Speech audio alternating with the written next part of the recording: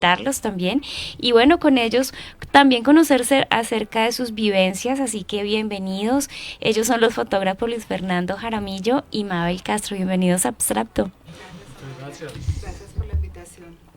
Muchas gracias también por la invitación. Un saludo a toda la audiencia.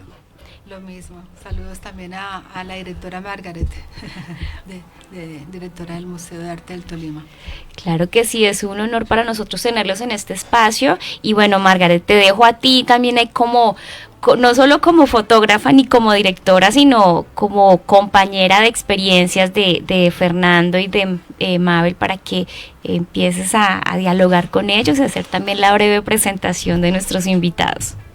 Bueno, pero primero que todo, de nuevo un saludo muy especial para Mabel y Luis Fernando, grandes amigos desde hace bastante tiempo y grandes amigos del museo. Además, como lo mencionaba Omaira, pues los hemos tenido en varias ocasiones en nuestras salas participando de exposiciones de fotografía. Y vamos a hablar un poco de Luis Fernando. Fernando Jaramillo es un artista plástico, fotógrafo, director de documentales y autor de varios libros artísticos. Su trabajo ha sido expuesto en galerías y museos nacionales e internacionales. Hace parte de colecciones privadas. Y nuestra querida amiga Mabel Castro es una artista ibaguereña que volvió a su tierra después de mucho tiempo, lo cual pues nos complace enormemente. Ya los tenemos desde hace unos pocos años acá en Ibagué. Y pues eso es maravilloso porque nos ha acercado muchísimo más al Museo de Arte del Tolima. Mabel ha dedicado su vida a la fotografía, la televisión, los documentales y la enseñanza universitaria. Entonces, mis queridos amigos, mis queridos fotógrafos, bienvenidos a Abstracto. Gracias. Gracias, Margaret. Bueno, queremos saber cómo inician ustedes en el mundo de la fotografía, cómo empezaron con ese gusanillo, esa pasión tan grande que es la fotografía. Bueno, no sabe quién empezar. Las damas primero, pero en este caso me cedieron la palabra. Yo empecé de hacer fotografía desde muy niño. Empecé alguna vez escarbando los armarios de mi casa. Me encontré una camarita Kodak Brownie sin rollos. Y además no sabía que, simplemente sabía por intuición que se miraba por un rotico y empecé a tomar fotos, digamos, al aire porque no había rollo. Al tiempo reuní para comprar el primer rollo y lo tomaba. Después leyendo revistas, leyendo libros, empecé a descubrir la alquimia de la fotografía y a poder revelar los primeros rollos. Y así fue como me inicié, como me picó, me atrapó la fotografía, ¿no? Alguna vez escribíamos en un texto que la fotografía lo atrapa a uno de tal forma que uno queda como envuelto en una red de la que no puede escaparse, uno se vuelve como un pescado de la fotografía, cautivado primero por los instrumentos, después por la imagen, después por el mundo de la fotografía y el trabajo, y finalmente, después de mucho tiempo, porque uno contempla su historia y ha hecho cosas maravillosas y también horribles, ¿no? Bueno, y Mabel. Bueno, yo también, como soy comunicadora social, tuve un trabajo que era jefe de prensa de la Cruz Roja, y tuve la oportunidad de que me financiaran un taller con un maestro argentino que se llamaba Elki Camuso, a pesar de que también tenía bases en las escuelas de la fotografía por la universidad. Inclusive Margaret fue profesora mía. Entonces, por el tema del oficio que tenía en la Cruz Roja, porque manejaba mucho material fotográfico, el 6R, para la revista que yo editaba, y a partir del taller empezó como a aparecer como el gusanito de la fotografía, y me dio un compás, pedí una licencia en el trabajo y dije, voy a ir a hacer un taller de fotografía a México en la escuela cinematográfica CUEC. Realmente me picó de tal manera el bichito que renuncié al trabajo de jefe de prensa de la Cruz Roja Colombiana y me quedé en México fotografiando las calles de México y participando de muchos talleres y caminando la calle y viviendo la fotografía callejera y urbana, y por ahí empecé con el bichito.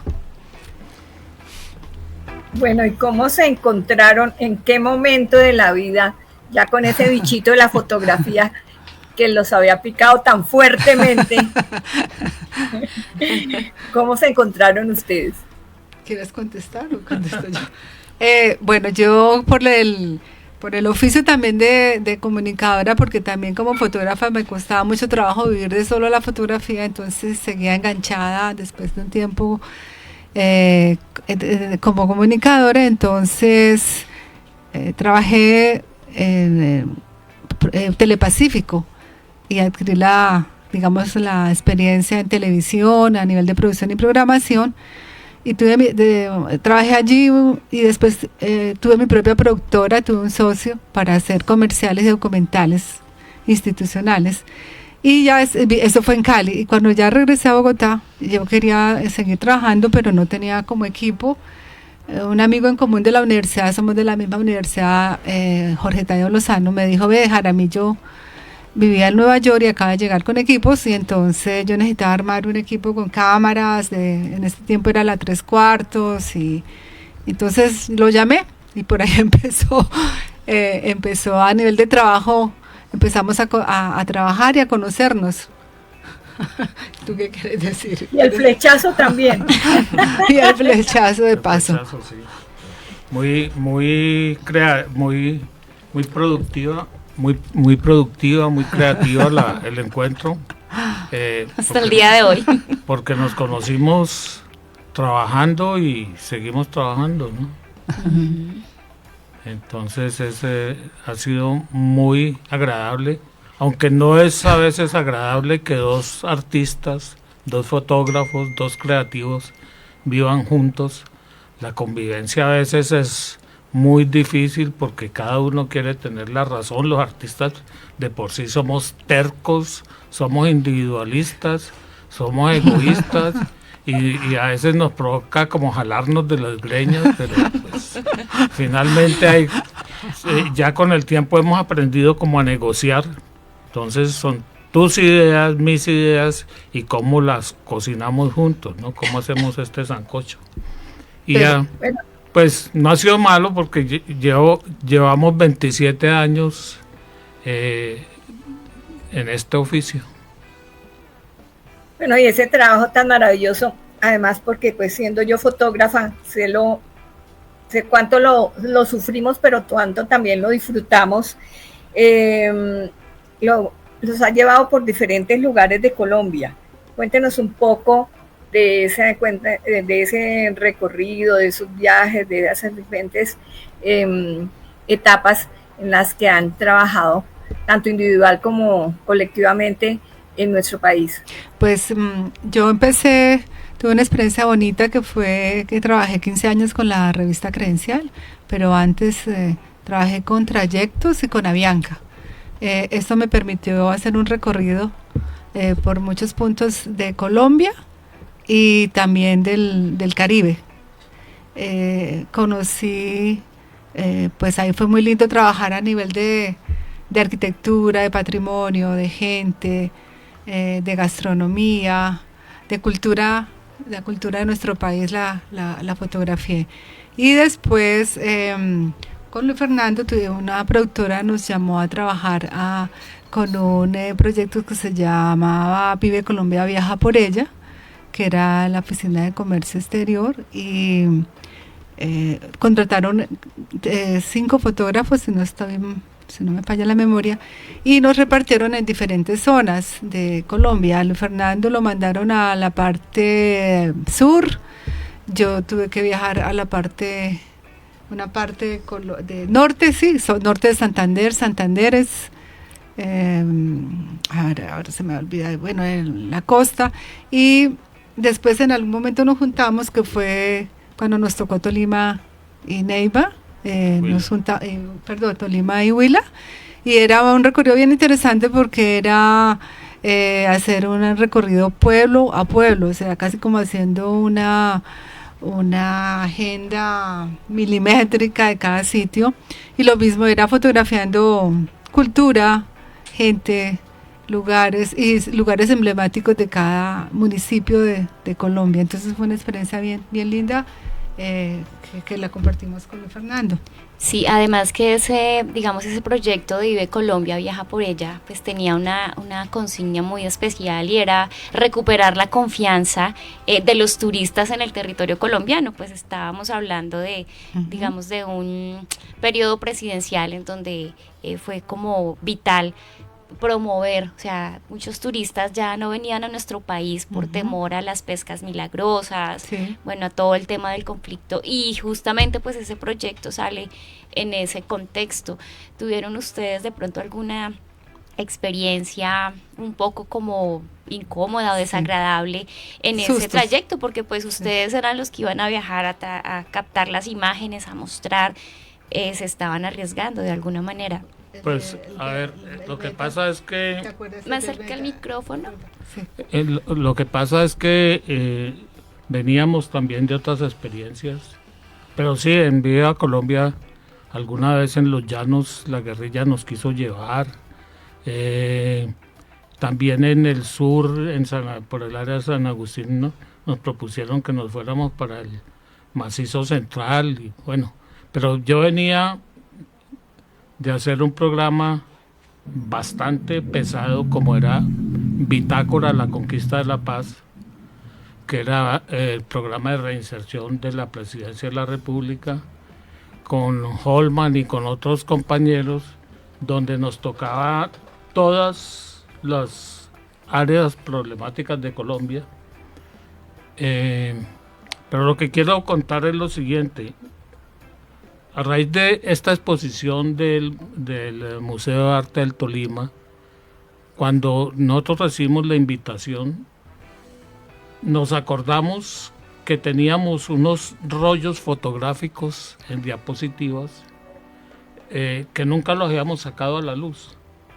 Entonces, en eso consistió nuestra muestra dentro de esta exposición.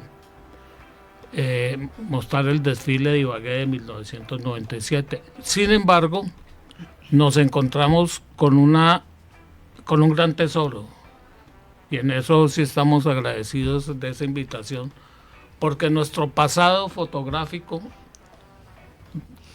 de antes del 2004, 2005 estaba en diapositivas, 20, 30 años de trabajo fotográfico que estaba enterrado simplemente porque estaba en diapositivas, y ahora nos hemos puesto a la tarea de escanear y de sacar y de rescatar ese trabajo y descubrir, por ejemplo, que nosotros tenemos un gran trabajo sobre Colombia, por ejemplo, sobre el Urabá, sobre toda la región del Urabá, de Bahía Colombia, de Capurganá.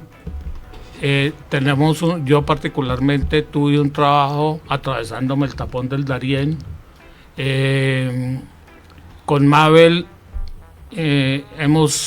por nuestra cuenta hemos incursionado en muchos departamentos, en muchas regiones de Colombia, y entonces ahora nos encontramos con esa gran sorpresa de que tenemos una historia fotográfica en eso, que es un tesoro, pero es un tesoro viejo, porque las selvas que fotografiábamos, por ejemplo,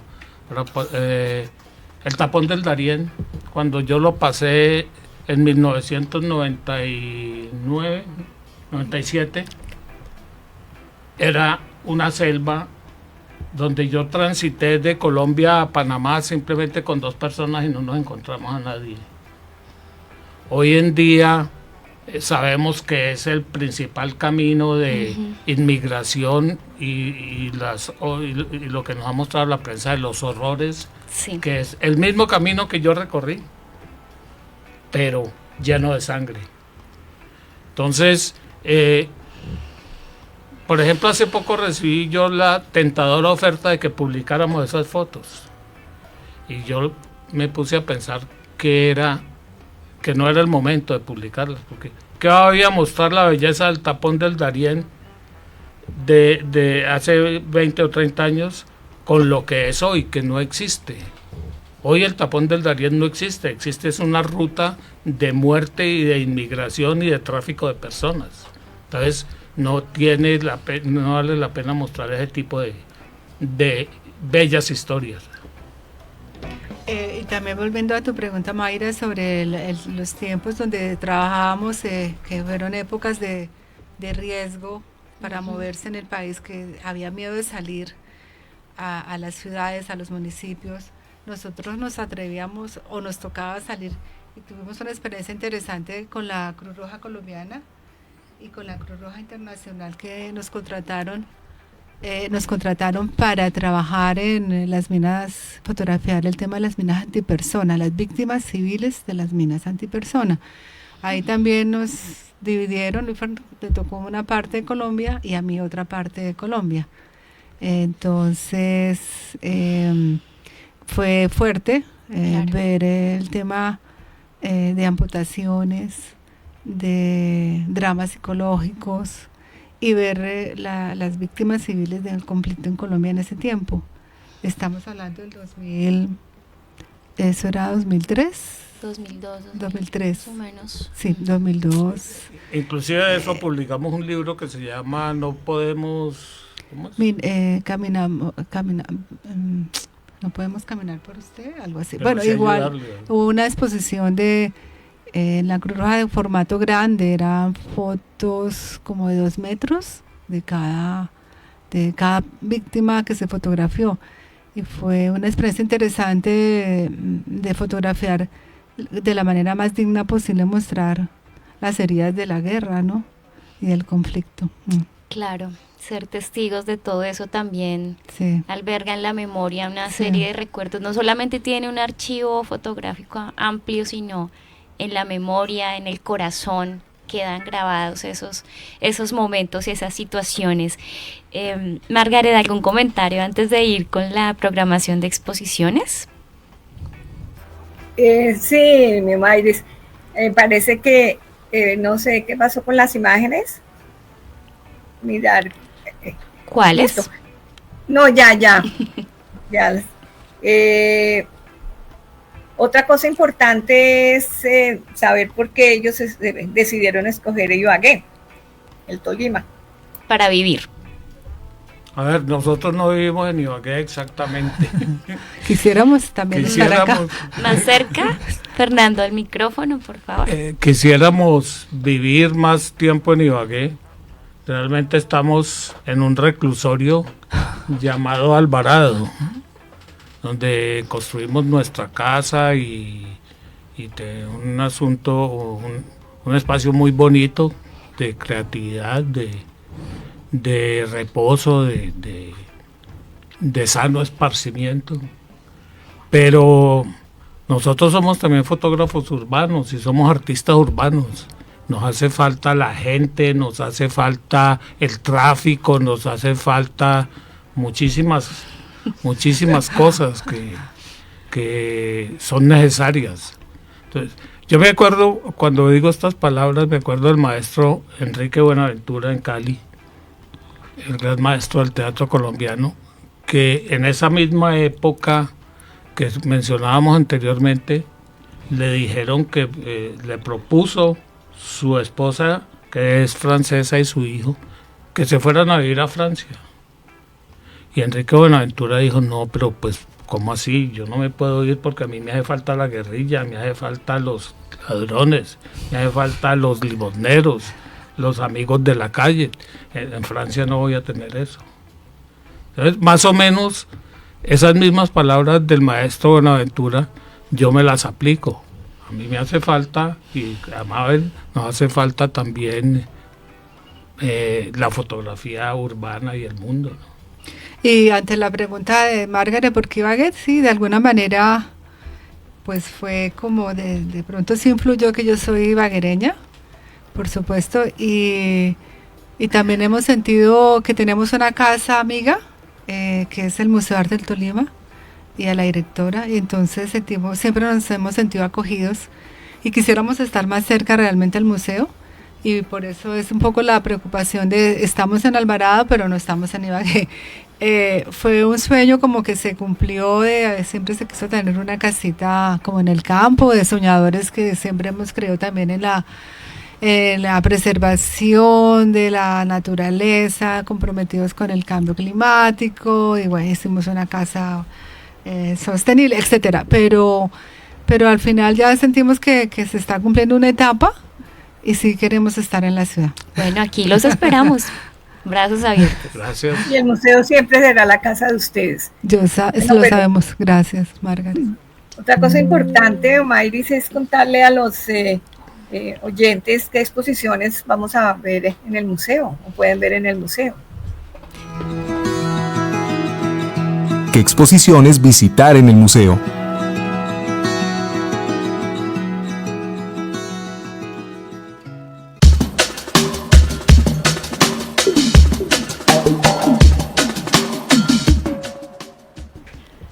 Claro que sí, Margaret. ¿Qué exposiciones ustedes pueden encontrar por estos días en el museo?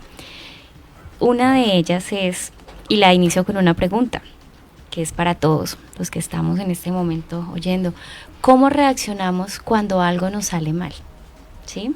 ¿Tendemos a recuperarnos o a desmoronarnos ante diferentes circunstancias? Sí, es una pregunta. ¿Y por qué hacemos alusión a ello? Mucho se habla de la resiliencia, ¿sí? De esa resistencia, y es que según datos de la Clínica Mayo, la resiliencia es poder adaptarnos a las desgracias y a las dificultades de la vida. Esta habilidad nos ayuda a protegernos de afecciones de salud mental, como es la depresión y la ansiedad. ¿Por qué estamos hablando de la resiliencia, Margaret? Pues respecto a esa resistencia, el artista mexicano Raúl Pineda, a través de la obra que justamente lleva el nombre de la exposición, El Jardín de los Olivos, nos muestra que para él la resiliencia es, en la imagen, vemos una cabeza sobre un matero o florero que se está asfixiando con una bolsa plástica. Al mismo tiempo se está enraizando, algunas flores están marchitas y otras naciendo. A partir de esta imagen, él nos regala esta importante reflexión, y es que aunque en la vida tendremos situaciones complejas que nos hacen sentir marchitos por dentro y por fuera, siempre tendremos la oportunidad de asearnos más y sacar lo mejor de nosotros mismos. Así es, Margaret, ese es el mensaje importante y esencial que nos trae la exposición El Jardín de los Olivos, que ustedes pueden encontrar allí en el Museo de Arte, que va a estar hasta el 7 de julio, hasta la última semana de exhibición, y justamente ese reverdecer, ese resistir, como lo hace el árbol de olivo. Hoy leía un dato al respecto, que es un árbol que puede durar cantidad de años, muchísimos años, sí, es muy resistente, y justo el artista Raúl Pineda, todo lo que podemos encontrar a través de una obra de arte, ¿no? Justo él nos trae esa reflexión a través de esa obra, El Jardín de los Olivos. ¿Y por qué la realiza? Pues a partir de distintas situaciones que ha vivido en su entorno, y de estas imágenes como una recopilación también de experiencias, y él la muestra de esa manera. Entonces les dejamos la inquietud para que vayan al museo, busquen esa obra y bueno, puedan apreciar todas las otras 20 que hay allí en exhibición, esas en técnica del mesotinto, que reúnen el trabajo de Raúl Pineda. ¿Sí, señora? Sí, precisamente ver el magnífico trabajo de Raúl Pineda. Además hay unas piezas en gran formato maravillosas, y que van muy de la mano con el título que él le puso a su exposición. Si ustedes que estuvieron en la inauguración de pronto pasaron por la exposición de El Jardín de los Olivos, ¿qué comentario tienen al respecto? Bueno, a mí me pareció muy buena. No sé por qué razón me remitió al trabajo de Cuevas, del mexicano Cuevas. no sé por qué, pero me gustó y fundamentalmente a mí el grabado me fascina, entonces me pareció interesantísima. Claro, entonces está hasta el 7 de julio, este domingo cierra esa exposición para quienes no han ido a visitarla. Y bueno, Margaret, pues continuemos con la entrevista aquí a Fernando. Nuestros invitados especiales. Sí, señora, nuestros invitados especiales.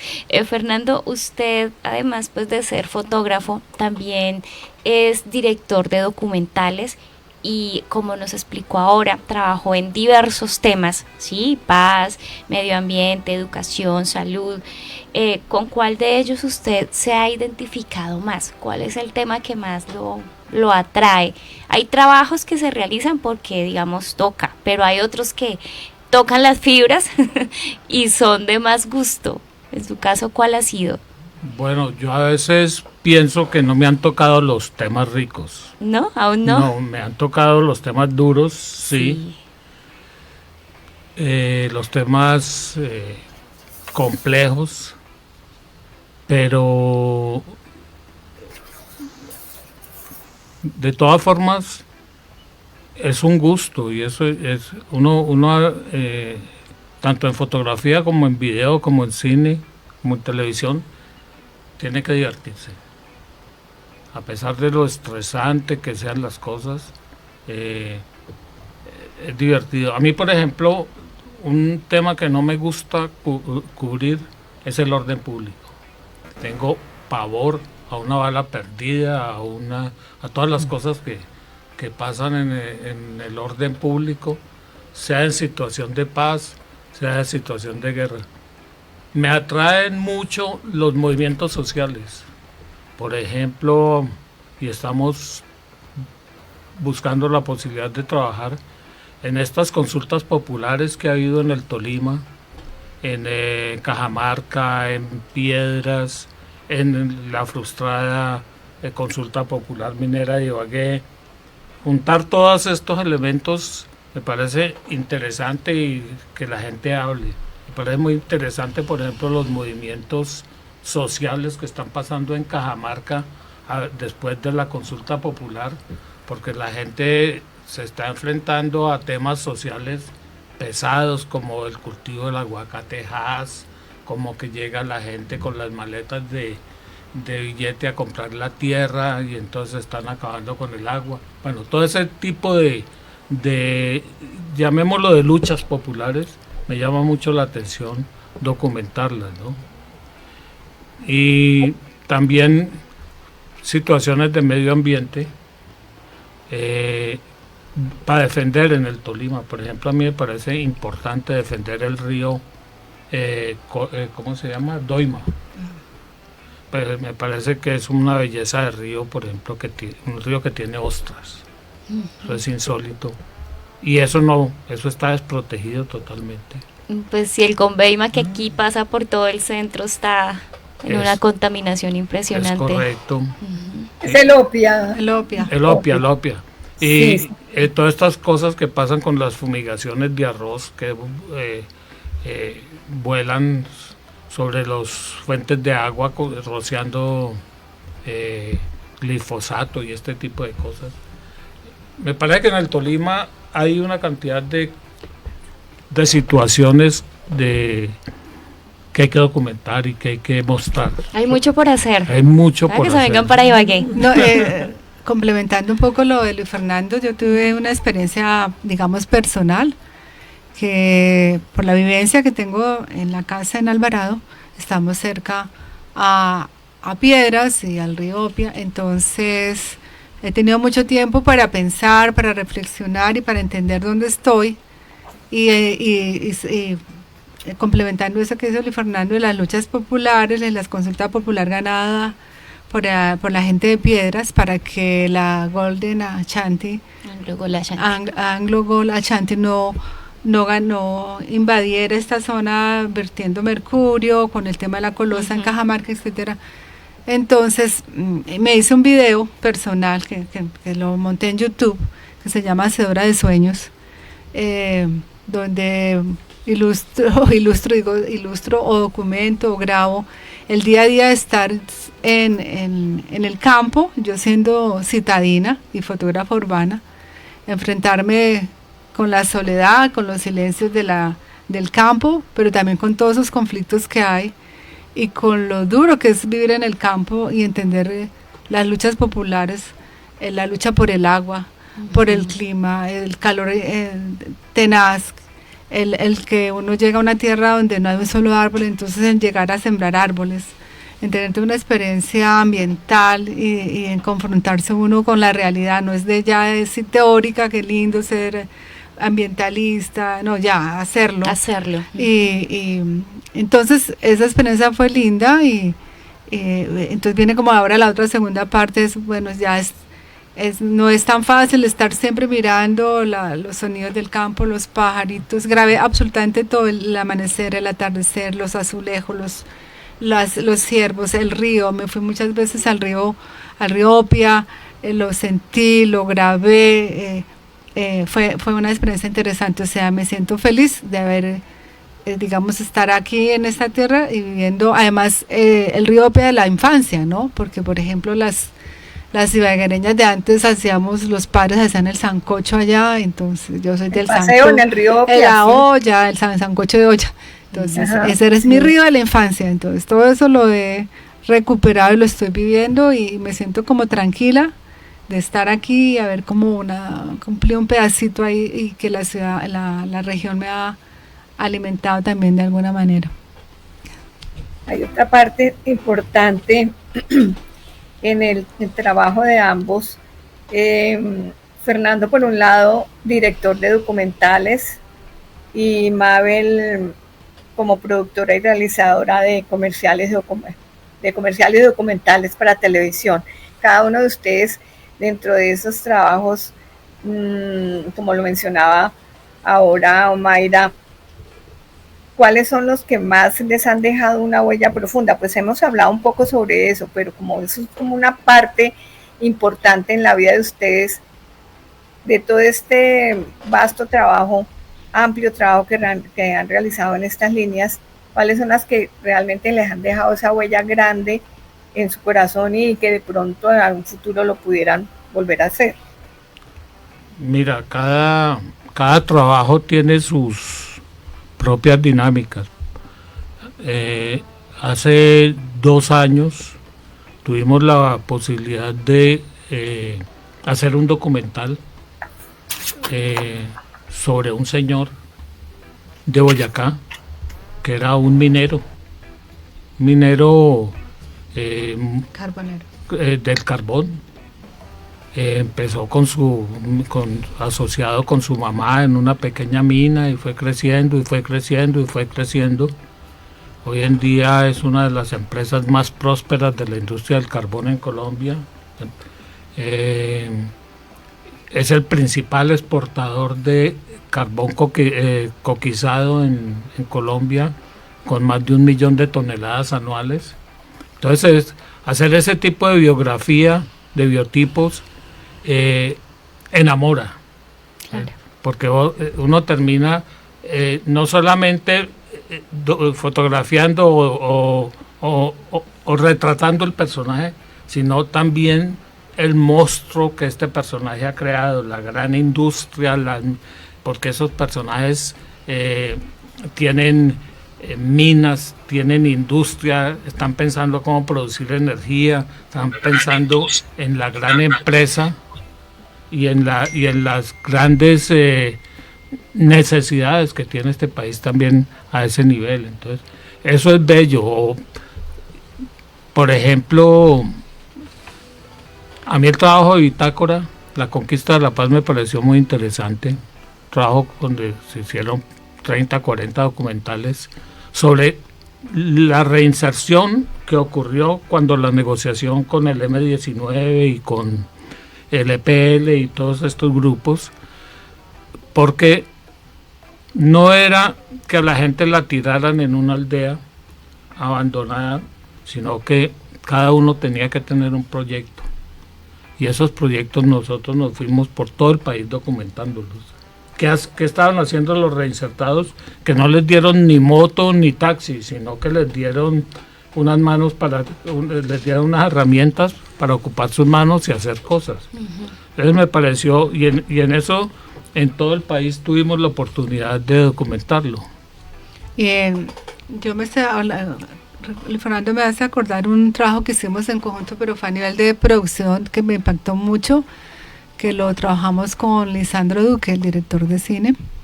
Era la historia de Rosita, fue un documental que se grabó en Bogotá y era un tema de cómo en un barrio fundado por reinsertados que venían de la guerrilla, de los paras y digamos población civil, deciden vivir en armonía y en paz. Entonces el gobierno en un tiempo les decía tenga 8 millones para que compren un taxi, pero la gente es helenos, es FARC, de pronto una señora que se llama Rosita decide hacer un proyecto donde convoca a todos, dice no vamos a hacer nada con 8 millones y un taxi, hagamos un barrio o compremos unos apartamentos de Ave Villas que había la gente no por el tema PAN no pudo pagar. Y entonces fueron y hablaron con el banco, le dijeron, tenemos 8 millones y somos un grupo así, varios, y puede ser interesante para ustedes. Y el banco acepta, entonces ella promueve una vida en un barrio en San Cristóbal, en Bogotá, las lomas de San Cristóbal. Y es interesante ver cómo convive una enfermera que había sido secuestrada por los paras, pues unas historias impresionantes. Una familia que había sido guerrilla y la población civil y cómo aprenden a vivir en paz, viniendo de diferentes áreas del conflicto, o sea que es un ejemplo de reconciliación. Claro. Eso me impactó, esa historia. Bueno, de muy Rosita. importante. Estamos escuchando historias de fotógrafos que no solamente nos hablan a través de sus imágenes, sino de sus experiencias. Bueno, continuamos entonces con la programación del museo. ¿Qué exposiciones visitar en el museo?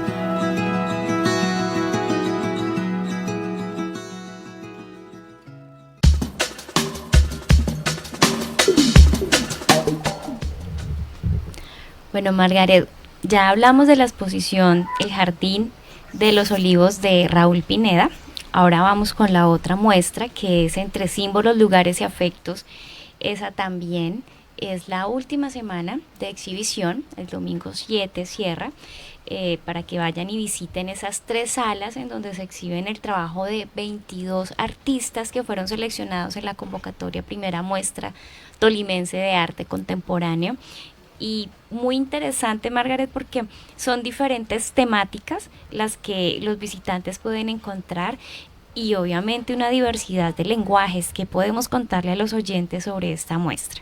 En esta muestra podemos encontrar la creatividad, sensibilidad de los artistas, que ellos nos llevan a conocer experiencias que tienen que ver con los sentimientos, como son los rituales de duelo tras una ruptura amorosa, por ejemplo, la pérdida de un ser querido, la relación del hombre con las mascotas, objetos, ¿sí? Porque otra cosa importante que la gente a veces se pregunta dentro del arte contemporáneo, ¿por qué colocan un objeto en una sala?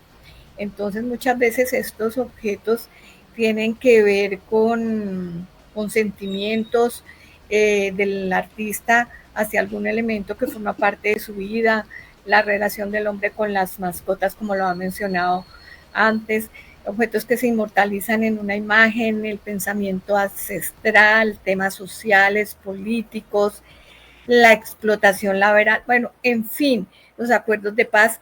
Es muy diversa esta exposición, permite conocer pues el trabajo de 22 de los más de 110 artistas que convocamos a esta primera muestra de arte contemporáneo, y que fueron seleccionados 22 que somos los que tenemos en este momento en las salas, y que pues estamos próximos a cerrar. Entonces yo creo que para acercarnos mucho más a lo que cada uno de estos artistas que tenemos en las salas del Museo de Arte del Tolima en esta primera muestra de arte contemporáneo, pues vayan, aprovechen esta última semana que tenemos de exposición y conozcan más de fondo lo que ellos quieren transmitir a través de cada una de sus obras. Sí, Margaret, así es. Y en las redes sociales, en Instagram y en Facebook, estamos publicando a cada artista con su obra, hablando la temática. Entonces es importante que se acerquen y los puedan conocer también quienes están lejos y no viven en Ibagué. A través de nuestras redes sociales puedan conocer a los artistas y a estos trabajos. Y otra de las muestras, porque son 3 exposiciones que ustedes encuentran en el museo, es la del Festival Folclórico, una imagen construida. Ya el 30 se cerraron las fiestas, pero en el museo continúa esta exposición en donde ustedes van a encontrar desde la historia, un documento de investigación, van a encontrar fotografías, como lo mencionaba ahorita Fernando y Mabel, de ellos y de otros artistas tolimenses, van a encontrar esculturas, otras imágenes, Margaret, que realmente vale la pena que se pasen por el museo y puedan encontrar estas 3 muestras que va desde todos los lenguajes, las expresiones, los temas, todo a través del arte y la cultura, Margaret. Además son fotografías que buscamos precisamente que las personas que estamos exponiendo ahí mostráramos lo que hemos vivido a través de los años, participando con nuestro ojo creativo, con nuestra cámara, tomando fotos de la riqueza, el colorido, las danzas, bueno, en fin, todo lo que tiene el Festival Folclórico Colombiano, que se realiza cada año en Ibagué. Entonces quisimos que cada uno de los artistas, de los fotógrafos que invitamos, pues mostrara desde su perspectiva visual lo que ha recopilado a lo largo de estos años en fotografías.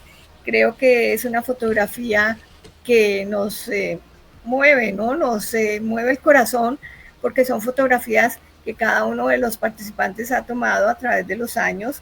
Entonces nos fortalece, nos hace recordar momentos importantísimos dentro de estas fiestas que se celebran cada año en junio, y qué mejor que acercarnos a ellas a través de la fotografía, y que, como tú lo decías, estamos en la última semana post-folclor para que todavía los visitantes puedan disfrutar y recordar lo que vivieron en este folclore que acabamos de pasar o lo que han vivido en folclores anteriores. Son realmente fotografías maravillosas las que tenemos en el Museo de Arte del Tolima, con algunas piezas, como lo mencionaba Omaira, que forman parte de nuestras colecciones y que también forman parte de esta historia. También tenemos algunas pinturas, como la que estamos viendo ahorita en la diapositiva que se está proyectando, los matachines, por ejemplo, del maestro Venus Sánchez, que son bellísimas, llenas de coloridos y que nos llevan por este mundo y esta tradición tan importante en el Tolima,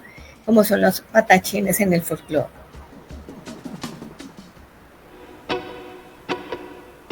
Invitados especiales.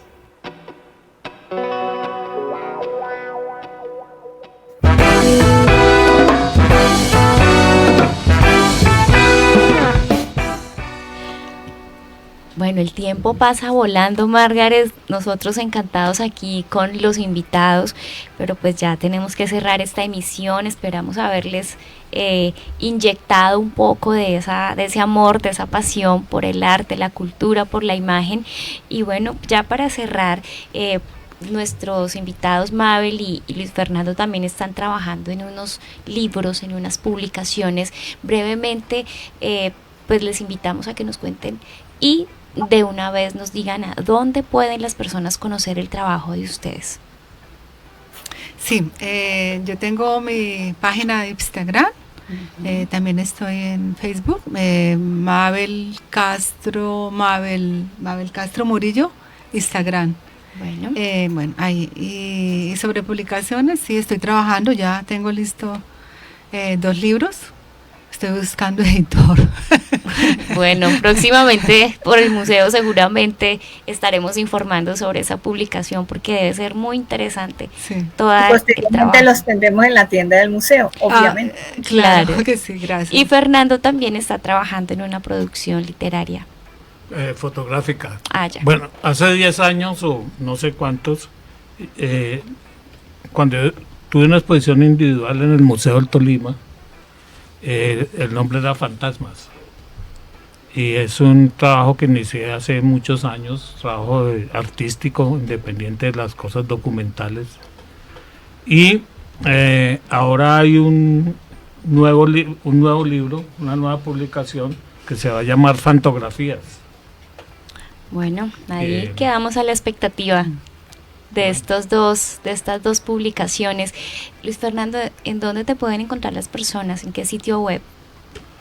Me pueden encontrar por Facebook en Lucifer, Luis Fer Jaramillón. Bueno. O me pueden encontrar en Luis F. Jaramillo en Instagram. Muy bien, ahí seguramente los que estén interesados van a conocer ese trabajo de ustedes. Margaret, ¿quieres despedir a nuestros invitados y de paso al programa? Claro que sí. Encantada de tener hoy en los micrófonos de Abstracto a Mabel Castro y Luis Fernando Jaramillo, dos fotógrafos que quiero muchísimo, admiro muchísimo su trabajo. Qué bueno tenerlos tan cerca y poder, pues, que todavía en esta semana los que quieran ir al museo, visitar las exposiciones, pues conozcan este trabajo de este par de artistas que hemos tenido hoy en nuestro programa. Gracias por acompañarnos hoy, Luis Fernando y Mabel, y esperamos que a futuro los vamos a tener en Abstracto. Y a todos los oyentes de Abstracto, pues que sigan sintonizándonos los martes a las 6 de la tarde. Muchas gracias. Gracias.